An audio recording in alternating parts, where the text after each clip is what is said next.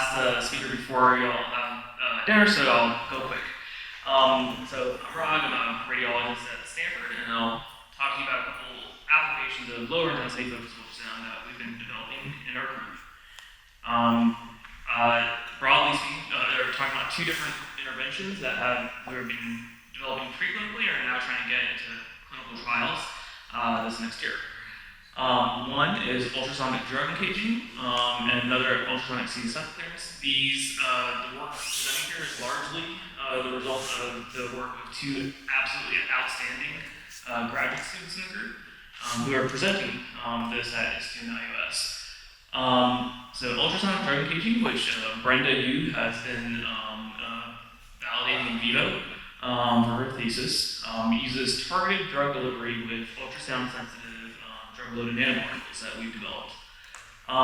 We have planned clinical trials for targeted ketamine delivery for chronic pain and targeted anesthetic delivery for pre-neurosurgical brain mapping, functional brain mapping. The other one, ultrasonic CSF clearance, which Mateen Azadian has been validating for his thesis, uses focused ultrasound to clear the brain of waste, essentially, and to improve intrathecal drug delivery. And we also have planned clinical trials that we're trying to get going in sanguine aging, as well as separately in hemorrhagic stroke. Mateen, United Airlines conspired to prevent him from coming here, but Brenda, she's around, she's presenting her work again tomorrow at IUS. Mateen presented virtually his work yesterday at ISTU. So in the interest of time, I'm just going to focus on the drug encaging for today's talk. Okay, so the drug encaging tries to get at this current challenge, which in neuropharmacology, which is that the status quo for drug treatments is you give a drug and it goes everywhere in the body. Hits every single site in the brain as well as the body. And this might be okay in the liver because every single part of the liver is essentially the same as every other part. The hepatologists in the crowd might take issue with that characterization. But in the brain, well, every few millimeters of brain is anatomically functionally distinct from one another. And so it's pretty much a setup that, the off-target effects of these drugs in different parts of the nervous system as well as the body can yield side effects that we don't want compared to the therapeutic effect. This is typified by the drug ketamine. Ketamine is an analgesic, affective disorder treatment. It's also a dissociative anesthetic and a drug of abuse. It also leads to hypertension and leads to genitourinary effects. And so each one of those actions is a side effect of the other that we don't necessarily want. However, we have strong preclinical evidence that each of these effects is driven by ketamine's action in a spatially distinct brain region. And so if we were to target delivery to that spatially critical region of maximum therapeutic effect, we can have our cake and eat it too. We can get the functional effect we want and minimize those side effects which we don't want. And so that's the thing that we're trying to do here. So the vision is that we had a ultrasound-sensitive nanoparticulate formulation of the drug of interest. A patient would come, receive an IV infusion of that drug of interest. They had undergone image-guided transcranial focused ultrasound procedure of some sort, targeted to the brain region or regions of interest. Ultrasound would induce local drug release from these carrier particles as they're swimming in the blood pool of the region of interest, and then cross the intact blood-brain barrier to mediate precision neuropharmacology. I'll note that within this technique, we're not giving anything to the blood-brain barrier, at least intentionally, or as we've seen, we haven't modulated the blood-brain barrier. This is being used to hone the spatial profile of drugs that already cross the blood-brain barrier. Okay. So towards this end, we've developed two different vehicles. One, polymeric fluorocarbon nanoemulsions. These are the nano droplets that I think others in the crowd have already been working with, that we stabilized and adapted for delivery of these neuromodulatory drugs. They work and acronyms work best for lipophilic water insoluble drugs. Practical example, which is propofol. And more recently, we developed acoustically activated liposomes, which work for targeted delivery of lipophilic water-soluble drugs. Prototypical example, which is ketamine. We previously published on the nanodroplet system, so I'll focus on the liposomal system, which we have has yet to get to publication. If you are a viewer of our submission on this, please be kind. And so I'll talk about the liposomal system. So the design of this is we start off with the liposome. Liposomes are fairly now commonly utilized drug delivery vehicles. And what we thought is, they work for drug delivery. So can we take the liposome and make it ultrasound sensitive? And we also, now heat-gated liposomes are there, but we desire a more mechanically gated release mechanism. Basically, shorter duty cycles with lower intensity ultrasound because of the practical benefits that would enable that. It's kind of hard to heat tissue, especially hard to heat brain tissue because of the skull.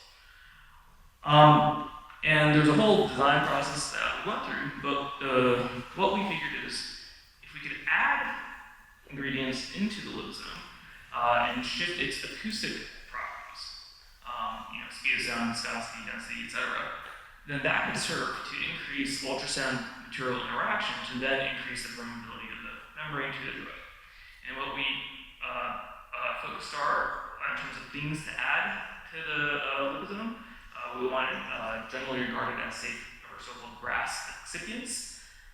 And the thing that we settled on were sugars, because sugars can certainly, shift viscosity and density, the key things that influence acoustic impedance and voltage modulus and those parameters.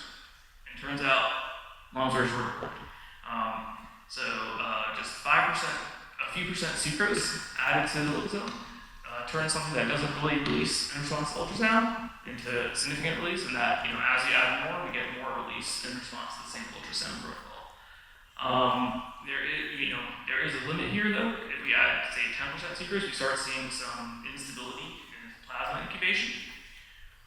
This does seem to be specific to an acoustic type of effect because if we add equal-osmolar table salt, glucose, or sucrose, even though the osmolarity of that internal compartment is the same, are similar, we see increasing drug release in correlation to the change in the acoustic impedance of that material.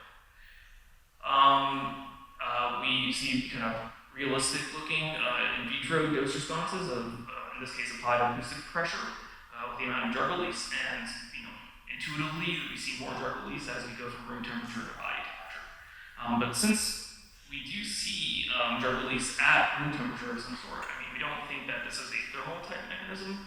It makes more sense to us that it's a mechanical type mechanism because the net added heat of our protocol in this case is would be 0.1 degrees. It's AC immeasurable for whatever measurements you try to do. Very importantly, these particles are stable for months in refrigerated storage, so not cold storage or -80 storage, which is what our prior formulation necessitated. And so, in vitro looks good. It's not like it just works for ketamine. We put in a bunch of different drugs, so here are all the sodium channel blockers in addition to ketamine in there, and the same kind of general trend. If you add a few percent sucrose to the liposome, it makes it ultrasound sensitive. So we're also thinking about this to develop non-invasive nerve blocks, if you will, as well as for targeted brain regional anesthesia. This is a very busy slide, I'm sorry. So to validate this, we targeted 2 different brain regions that are important for ketamine action, the prefrontal cortex and the retrosplenial cortex, and measured how much drug we're delivering with solid phase microextraction. Importantly, these brain regions take up and clear ketamine, just regular unencapsulated ketamine, equivalently, with no measurable difference between the 2 sites, and ultrasound doesn't affect that pharmacodistribution on its own. However, with our particles, we see significantly increased drug getting into the sonicated brain region versus the non-sonicated brain region, in this case 7 millimeters away. And the uptake is actually similar to the then unencapsulated, the free drug condition, and then they clear similarly. So it works as advertised. And the net drug delivery that we get in vivo with this system, without any perfluorocarbon or exotic excipients, etc., is actually similar to what we were seeing with our nanodroplet formulation before. So not necessarily, it's not with otherwise kind of very translatable formulation, we can get to what we want. To look at a functional characterization of what it's doing, we turn to EEG. This is also a very busy slide, but the long story short is that we can certainly drive realistic-looking electrophysiologic changes by targeting different brain regions. Importantly, the response of each brain region is actually different, which correlates to prior characterizations of what ketamine is doing in each area. With this pattern being correlated to the affective type response of ketamine, this being more correlated to the dissociative type response. And interestingly, compared to dose-matched free ketamine, we actually see a more potent change that we can quantify down here. Okay, so with that, we are translating this as fast as possible to initiating 2 different first-in-human trials, one for targeted ketamine delivery to the anterior cingulate of patients with chronic pain, the second to target anesthetic delivery to putative epileptogenic brain regions to validate those. It's kind of a pre-surgical brain mapping technique. Overall, see this as a tool set for translational and targeted neuropharmacology.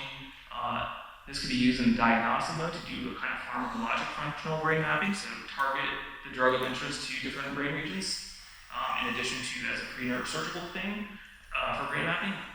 Can be subtyped out different psychiatric syndromes, potentially use this to predict patient-specific responses to other therapies like maintenance pharmacotherapy or DBS and ablation. Therapeutically, we could potentially use bolus local infusion of a drug to get to the endpoints that we want. And scientifically, can we use this to just better understand how these drugs might work? And with that, I'll thank you. Thank you, ladies and gentlemen.